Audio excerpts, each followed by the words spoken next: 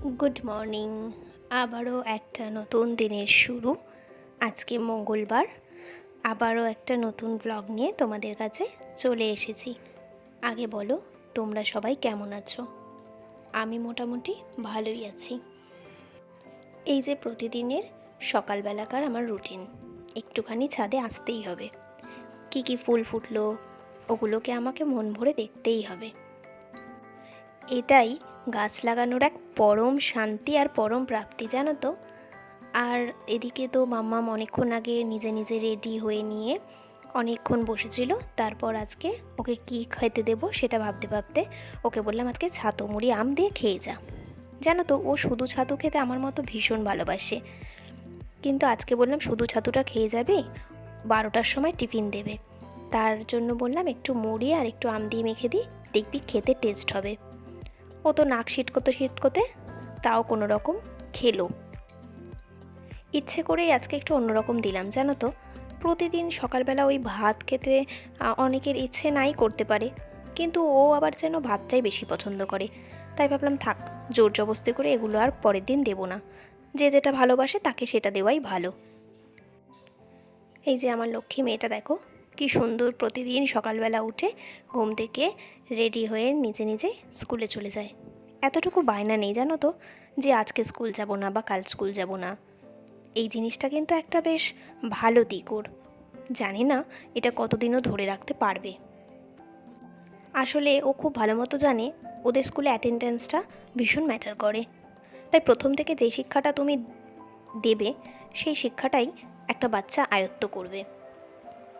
জানো তো, সকালবেলা 7টার সময় যখন ঘুম থেকে উঠেছি তখন থেকে প্রায় 8টা অবধি কারেন্ট ছিল না। ওই অন্ধকারের মধ্যেই টুকুস টুকুস করে কাজ করেছি। একদিকে ফোনের লাইট জ্বালিয়ে কীভাবে কাজ করা যায় সেই জন্য সকালের না ওরকম ভিডিও আর করতে পারিনি। ফ্ল্যাশ লাইটটা জ্বালাবো না ভিডিও করব। আর কারেন্ট কখন আসবে তারও ঠিক নেই। চার্জটা শেষ হয়ে গেলে সারাদিন কী করে চলবো বলো। তারপরে অনেকক্ষণ পরে যাও কারেন্ট এলো। ওই যে দেখলে মাম্মাম চলে যাওয়ার পর 9টার দিকে আবার গেছিলো কারেন্ট। আর এই যে বাগানের সব ফুলগুলো তুলে এনে আমি আজকে মঙ্গলবারের পুজোটা দিয়ে দিয়েছি। জানো তো, 7টার সময় উঠে সকালবেলা 1 কাপ চা খাওয়ারও সময় পাই না। আসলে আমি সেভাবে নেশা নেই বললেই চলে, কিন্তু কোনো কোনো দিন যখন খুব আলসেমি লাগে তখন ওর বাবাকে যখন দিয়ে ওখান থেকে একটুখানি নিজেও খাই। আর এই পুজো দিতে দিতে 11টা বেজে যায়।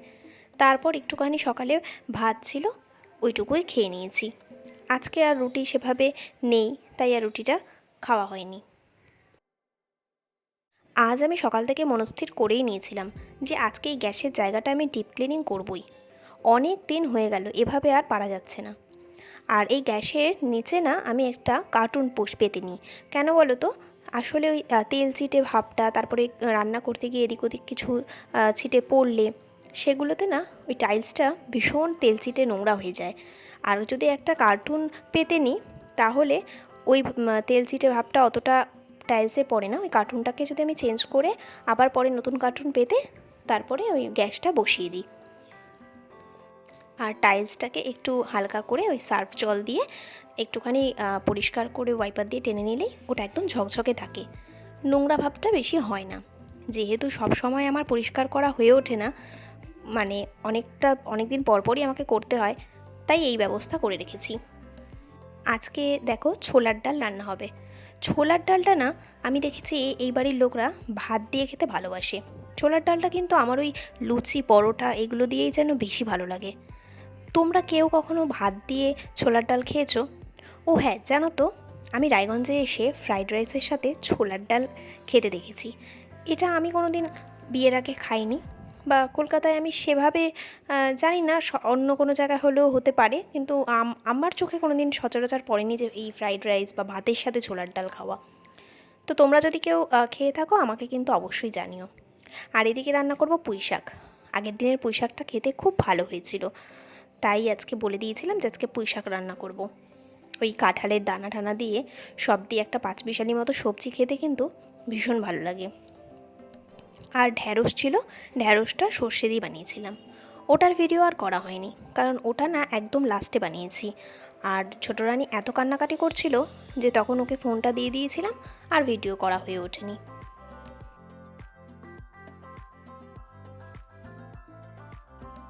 জানো তো, শাকের মধ্যে একটা প্রিয় শাক হলো আমার পুঁই শাক। সে তো তুমি চিংড়ি মাছ দিয়ে করো, মাছের মাথা দিয়েই করো, বা ওই যে মাছের তেল, আর যদি শুটকি মাছ দিয়ে করো তাহলে তো কোনো কথাই নেই। কিন্তু এসব খাওয়া আমার অনেক দিন আগেই বন্ধ হয়ে গেছে। এই বাড়িতে সেরমভাবে এইসব কেউ কিছু খায়ও না, আর আমার তার জন্য খাওয়াও হয় না।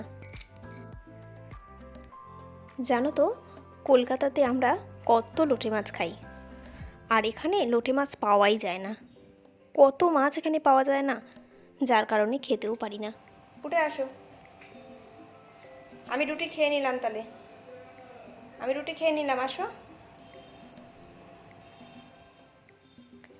এই যে প্রতিদিনের এক ঢিবি করে জামা কাপড়, এই সময়টাই ভাবি যে একটু গুছিয়ে নিই, কারণ আগের দিন যখন ছাদ থেকে নিয়ে এসে রেখে দিই, তারপর না আর ইচ্ছে করে না, আর সময়ও হয় না।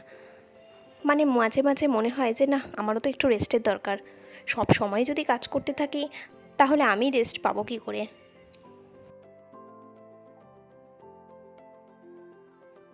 শুধু জামা কাপড় ভাঁজ করলেই তো চলবে না, সেগুলোকে আবার জায়গা মতো রেখে দাও। ওই যে জায়গা মতো ভাঁজ করে রেখে দিতেই যা দেরি, তারপর সেটাকে টেনে বের করে পড়তে আর দেরি নেই।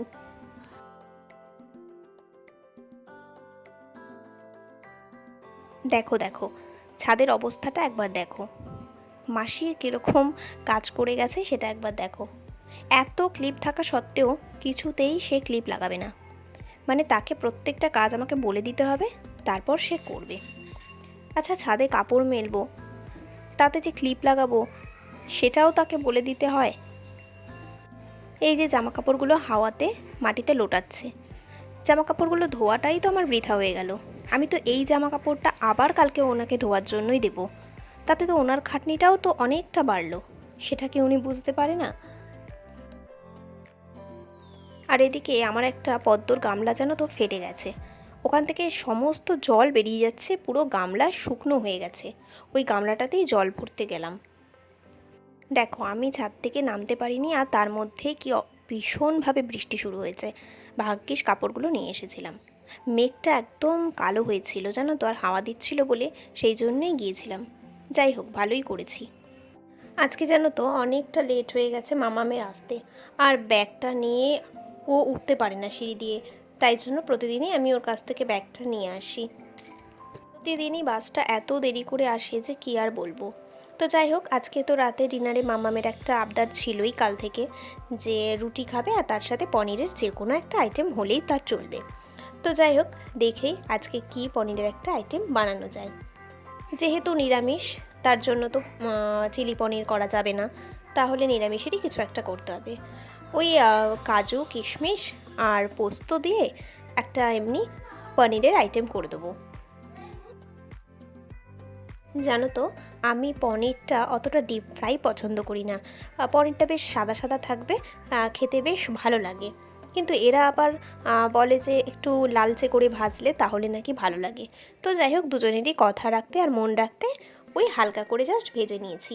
আর এদিকে দেখো, কয়েকটা কাজু কিশমিশ আর সাথে কটা পরিমাণ মতো কাঁচা লঙ্কা দিয়ে পোস্তটার সাথে একটা মিক্সার বানিয়ে নিয়েছি। এই যে আমার এদিকে পনিরটা হালকা করে ভাজা মোটামুটি হয়েই গেছে। সেরকম কোনো হ্যাবক কিছু আমি রান্না করব না, যে ঘরে থাকা জিনিসপত্র দিয়ে যেটুকু পারি সেটুকুভাবেই রান্না করে দেব। ওই গোটা গরম মশলা, তেজপাতা এগুলো ফোড়ন দিলাম, আর আমি প্রত্যেকটা রান্নাতেই একটুখানি প্রথমে চিনি দিয়ে নিই, তাহলে কালারটা যেন তো বেশ ভালো হয়। ও হ্যাঁ, দেখতে পাচ্ছ পনিরের মধ্যে আবার আলু কোথা থেকে চলে এলো। ওরে বাবা, আমাদের তো আলু না হলে চলবেই না। যেহেতু পনিরের পরিমাণটা কম, আর সেই জন্য আলুটা দেওয়া, আর হচ্ছে আলুটা খেতে টেস্ট লাগবে, দুটোর কারণেই আলুটা দেওয়া। ওই আলু ভাজাটার মধ্যে প্রথমে একটুখানি আদা বাটা দিয়ে ভালো করে আদাটা কষিয়ে নিয়েছিলাম, যাতে আদার গন্ধটা চলে যায়। তারপরে আলুটাও মোটামুটি সেদ্ধ হয়ে এলে এই যে মিক্সারে পেস্ট করেছিলাম সেই মিক্সারটা এর মধ্যে অ্যাড করে দেবো। তারপর পরিমাণ মতো নুন, হলুদ, চিনি সমস্ত কিছু দিয়ে আর একটু কষিয়ে নিয়ে তারপর এর মধ্যে দেব কিছুটা দুধ। ও হ্যাঁ, একটুখানি লঙ্কার গুঁড়ো অ্যাড করেছিলাম, যেহেতু কাঁচা লঙ্কা, কালারটাও যাতে আসে আর একটু যেন ঝাল হয়। তো যাই হোক, আমি তো আমার সাধ্যমতো চেষ্টা করেছি। এবার রেজাল্ট কি হবে সেটা মাম্মামই বলবে।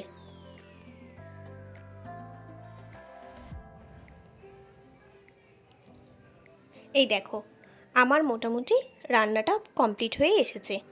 তারপর শেষে একটুখানি কাসুরি মেথি হাতে ঘষে নিয়ে তারপর রান্নার উপরে ছড়িয়ে দিয়েছি। এতে করে রান্নার স্মেলটা আর টেস্টটা দুটোই বেড়ে যায়।